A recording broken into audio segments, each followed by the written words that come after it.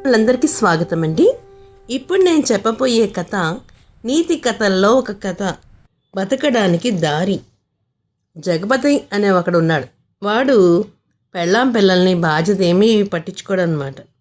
అతను ఒకప్పుడు తాతలు బోళంత కోటీశ్వరులు, ఎంతో డబ్బు సంపాదించారు. ఆ వాసనలతో అతను ఏ పని చేయకుండా ఊరి మీద అలా తిరుగుతూనే ఉండేవాడు. కూర్చుని తింటే కొండలైనా కరిగిపోతాయి కదా మరి. అలాగే అతని డబ్బంతా కూడా హారతి కర్పూరంలా కరిగిపోయింది.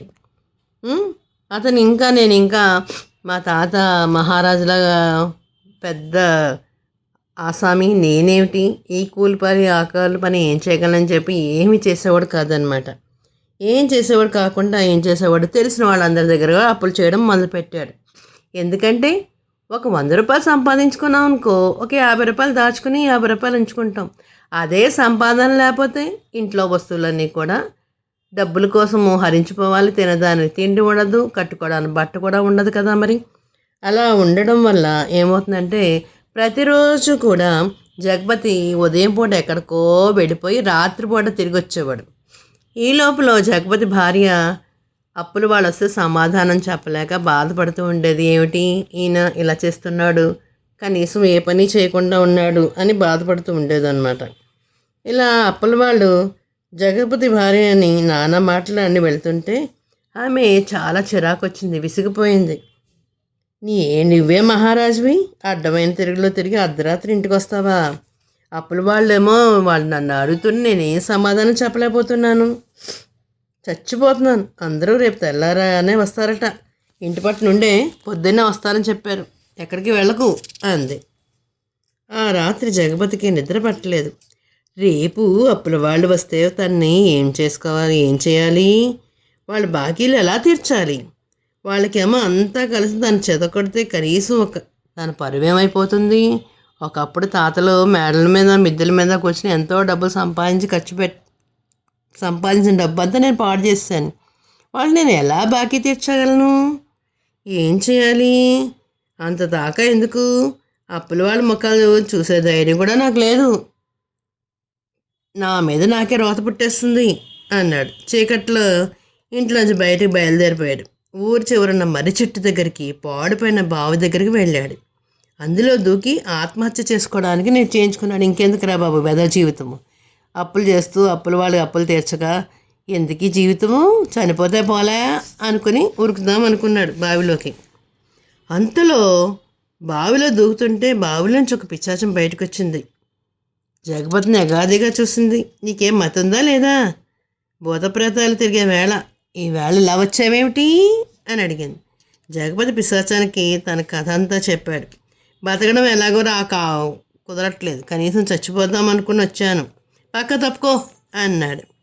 పిశాచి కంగారుగా అతను లేపి, అంత పని చేయకు, నేను కూడా నీలాగే చిన్న క్షణిక ఆవేశంతో ఇందులో దూకి ఇలా చనిపోయి పిశాచినయ్యాను. తర్వాత నా భార్య బిడ్డలు కష్టాలు పడి, కష్టాలు ఇంత అంతా కాదు, నా మాట విని తిరిగి వెళ్ళిపో అంది.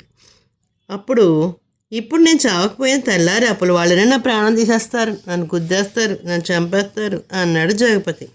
పిశాచి చప్పున బావిలోకి దూకి వెంటనే పెద్ద బంగారు నాణంతో తిరిగి వచ్చి, దీంతో నీ అప్పులను తీర్చుకో, మళ్ళీ ఈ దరిదాపుల్లోకి రాకే అని చెప్పి జగపతికి ఒక నాణం ఇచ్చి నీ అప్పులను తీర్చేసుకో, దీంతో నీకు అప్పులన్నీ తీరిపోతాయి అని చెప్పి ఇచ్చడంతోనే జగపతి ఇంటికి వెళ్ళి తన భార్యతో విషయం అంతా చెప్పాడు.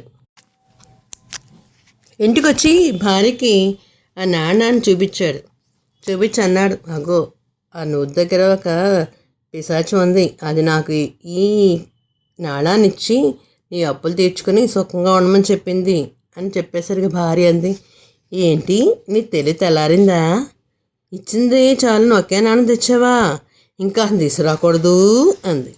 జగపతి అవును సుమా అన్నాడు.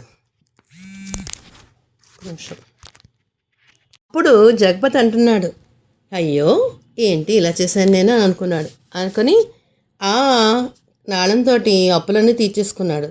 తీరిపోతే 4 రోజుల పాటు శుభ్రంగా ఇంటి ఇల్లిపాది కూడా హాయిగా భోజనాలు అవి చేసి రాజవై రాజవైభవంగా జరిగిపోయింది. 4వ రోజు జగపతి భార్య జగపతితో అతని భార్య, ఈ రాత్రి నువ్వు మళ్ళీ చావడానికి బావి దగ్గరికి వెళ్ళు అంది. జగపతి అలాగే బావి దగ్గరికి వెళ్ళి అందులో పడిపోతున్నట్టు నటించాడు. పిశాచం బయటకొచ్చి, ఏ మళ్ళీ నీకు ఈ పాడుబుద్ధి ఎందుకు పుట్టింది ఏమిటి అని అడిగింది. ఏం చేయమంటావు, అప్పులు అయితే తీర్చగలిగాను కానీ బతకడానికి మార్గం ఏమీ కనిపించట్లేదు అన్నాడు జగపతి. పిశాచి మారు మాట్లాడకుండా బావిలోకి వెళ్ళి మరో బంగారు నాణాలని తెచ్చి జగపతికి ఇచ్చింది. జగపతి దాంతో ఇంటికి చేరుకుని 10 రోజుల పాటు జలసాగా గడిపేసి మళ్ళీ బావి దగ్గరికి వచ్చి, నా కర్మ ఏం చెప్పను, నాకు ఏ పని దొరకట్లేదు, పిల్లల్ని పోషించలేకుండా ఉన్నాను అని పిశాచాన్ని చెప్పి 3వసారి బంగారు నాణాలను పట్టుకెళ్ళిపోయాడు. ఇలా 3 సార్లు ఇచ్చేశాడు. ఈసారి జగపతి భార్య దాన్ని అన్నింటినీ కరిగించేసి బంగారు గాలు చేయించేసుకుంది. మళ్ళీ మర్నాడు జగపతి బావి దగ్గరికి వెళ్ళాడు. పిశాచం కనిపించింది. అప్పుడే వచ్చావేమిటి అని అడిగింది. 3 సార్లు నీకు డబ్బులు ఇచ్చాను, అయినా మళ్ళీ వచ్చావేంటి అని అడిగింది. నాకు విసుగ్గా ఉంది, నువ్వు ఈ కుళ్ళు మనిషి మధ్య బతకలేవు, బావిలోకి దూకే, హాయిగా ఇద్దరం కబుర్లు చెప్పుకుంటూ కాలక్షేపం చేద్దామే అంది పిశాచం. జగపతికి చావాలని లేదు కదా, వాడి ప్రాణాలు పైనే పోయినాయి. ఎంత కంగారుగా వెనక్కి వెళ్ళి పరుగు దొరుకుతుందేమో మరోసారి చూస్తానంటే ఇంటికెళ్ళి నేను సహాయం చేస్తున్నంతకాలం నీకు ఏ పని దొరకదు, ఇప్పుడు ఇక తప్పకుండా దొరుకుతుంది, బతకడానికి దారి కనిపించి తీరుతుంది అంది పిశాచం. వెంటనే జగపతి ఇంటికెళ్ళి శుభ్రంగా కష్టపడి పనిచేయడం నేర్చుకుని పిల్లని చాలా జాగ్రత్తగా చూస్తూ అతను కూడా ఒళ్ళు బద్ధకాన్ని తీర్చుకుని హాయిగా ప్రశాంతంగా బ్రతికాడనమాట. అయితే మరి మరొక చిన్న కథ చెప్పుకుందామా? మరొక్క కథ పేరు మారుపేరు. ఒక ఊళ్ళో వీరయ్య కృష్ణయ్య అనే 2 ఇరుగు పొరుగు వాళ్ళు ఉన్నారు. వీరయ్య నెమ్మదస్తుడు, చాలా మంచివాడు. కృష్ణయ్య దుడుకు స్వభావం గలవాడు, ఎప్పుడు ఎవరో లేదో అంటూనే ఉంటాడు. ఒకనాడు రచ్చబండ దగ్గర వీరయ్యకి కృష్ణయ్యకి మాట పట్టింపు వచ్చింది. తప్పు కృష్ణయ్యది అయినా కూడా అతడు వీరయ్య నోటుకొచ్చినట్లు మాట్లాడడం చూసిన పెద్ద మనుషులు కృష్ణయ్యను చివాట్లు పెట్టేశారు. అతనికి చాలా అవమానంగా అనిపించింది. కృష్ణయ్యకి వీరయ్య మీద అకారణంగా ద్వేషం పెంచేసుకున్నాడు. ఈ రోజు నుండి కృష్ణయ్య వీరయ్య నలుగురిలో నవ్వులు పాలు చేయడానికి అవకాశాలకి ఎత్తులు పన్నుతున్నాడు. అలా కొన్ని రోజులు గడిచిపోయినాయి. కృష్ణయ్య ఒకనాడు పని మీద పట్టణంగా బయలుదేరాడు. దారి మధ్యలో ఒక గ్రామం చేరేసరికి అతనికి బాగా ఆకలేసింది. ఎదురుగా ఉన్న ఇంటి తలుపు కొట్టాడు. ఆ ఇంటివాడు చాలా మంచివాళ్ళు. మాటల సందర్భంలో కృష్ణయ్య తన పేరును వీరయ్య అని చెప్పాడు. అంటే కృష్ణయ్య తన పేరు చెప్పలే, మార్చాడు. వీరయ్య పేరు చెప్పాడు. అంతటితో ఊరుకున్నాడా? మా ఊరు మీరు వచ్చినప్పుడు తప్పకుండా మా ఇంటికి రావాలి అంటూ ఆహ్వానించాడు. కాసేపు విశ్రాంతి తీసుకుని తర్వాత బయలుదేరి పట్టణం వెళ్ళిపోయాడు కృష్ణయ్య. ఆ రోజు నుండి కృష్ణయ్య ఏ ఊరు వెళ్ళినా కూడా తన పేరు కాకుండా వేరే పేరు చెప్తూ వచ్చాడనమాట. ఎలాగో పగ్బాని కలిపేసుకుంటున్నాడు.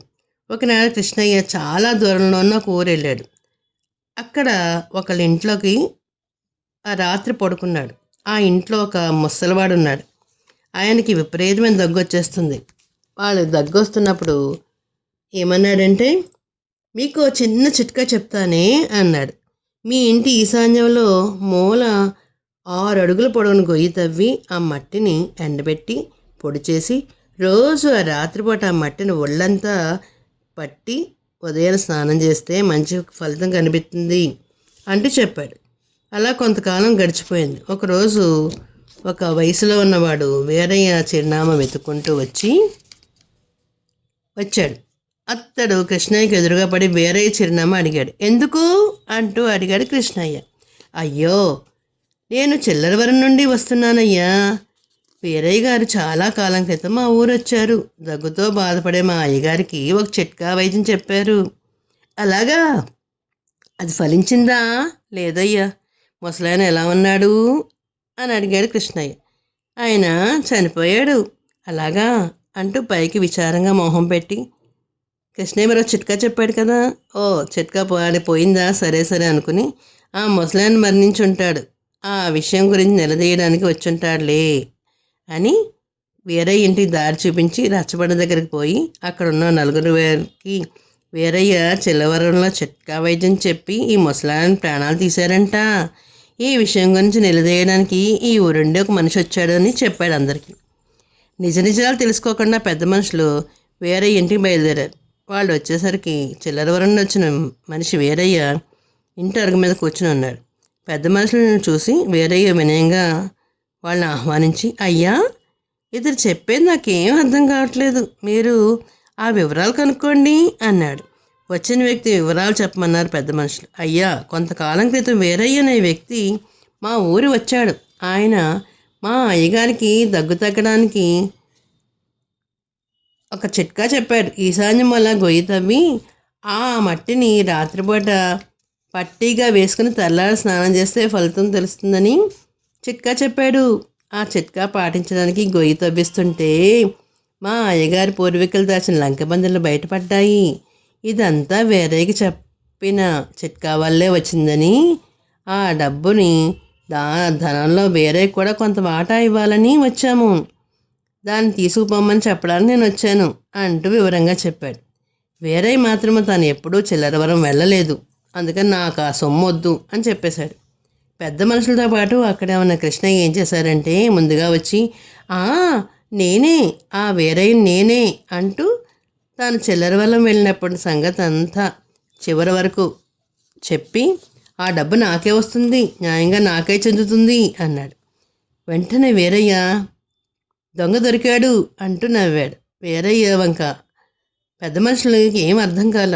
వీరయ్య వంక అనుమానంగా చూశారు.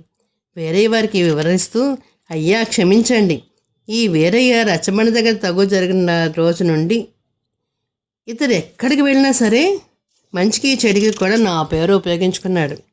నా అదృష్టం సత్తు ఇతడు నా బంధువుల ఇళ్ళకి వెళ్ళడం తెలిసింది. చిల్లరవరంలో ఇతడు ఎవరింటికి వెళ్ళాడో తెలుసా? మా మేనమామ ఇంటికి వెళ్ళాడు. అతడి గుట్టు బయట పెట్టడానికి నా మేనమామ సాయంతో నేను ఈ లంకిబందుల నాటకం ఆడాను. అనుకున్నట్టుగానే కృష్ణయ్య బయటపడ్డాడు అని చెప్పాడు. కృష్ణయ్య బండారం బయటపడడంతో పెద్ద మనుషులకి అందరూ అతన్ని గట్టిగా చివాట్లు పెట్టారు. చివాట్లు పెట్టి తాను తీసిన గోతులో తానే పడ్డమంటే ఈ అవమానం భరించలేక కృష్ణయ్య రాత్రి ఊరి వదిలి వెళ్ళిపోయాడనమాట. చూసారా మరి, అవతల వాళ్ళ పేరు ఉపయోగించుకుంటూ మంచి పనులు చేసినా చెడ్డ పని చేసినా అది ఎవరికి వస్తుంది?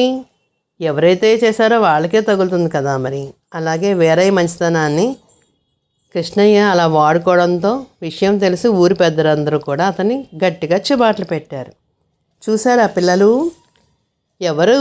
ఎవరి పేరు వాళ్ళనే ఉపయోగించుకోవాలి తప్ప పక్క వాళ్ళ పేరుని ఉపయోగించుకోకూడదు కదా. మరి కథలు ఎలా ఉన్నాయి?